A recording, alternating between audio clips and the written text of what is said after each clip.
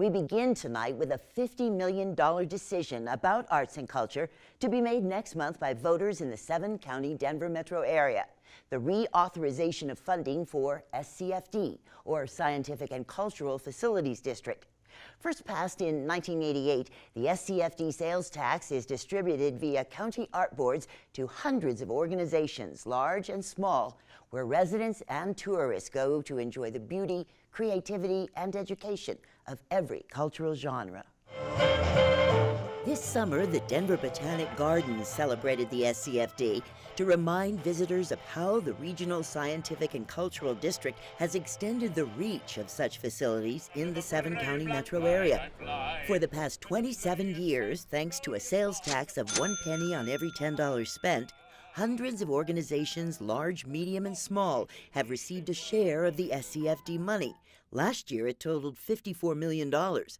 For museums and other arts venues, it's money that supplements their own budgets. The cornerstone of SCFD is access. It creates access points for hundreds of thousands of kids every year. We all have free days. We all are connecting with people that in other communities they've never experienced those facilities. The other thing beyond that is we are hitting way outside of our league. When you think about where Denver ranks as a metropolitan area nationwide. Brian Vogt believes the SCFD money has played a big role in boosting the economy since 1989, allowing the larger institutions to grow into world-class venues, which in turn attracts new companies. That's why cultural facilities, attractions are so critical to the overall economy of the entire region.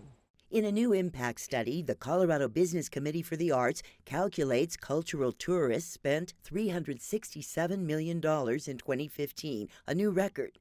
And there has been a 5% gain in jobs in culture and arts, bringing the number back up to the level before the Great Recession. Look at the shapes that we have here. 28 institutions, like the Clifford Still Museum, are in what's called Tier 2 of SCFD. That includes things like the Butterfly Pavilion and arts centers in Arvada, Lakewood, and Lone Tree. Hundreds of other smaller organizations are in Tier 3.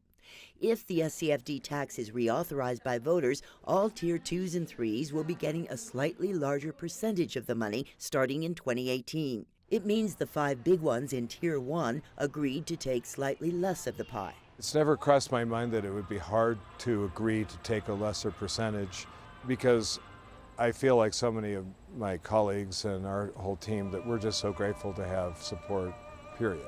The outcome, no matter what, is a glorious one. Voters in Denver and surrounding counties will decide whether to continue the SCFD on their November ballots. There's more on the story at our website, rnpbs.org/artsdistrict.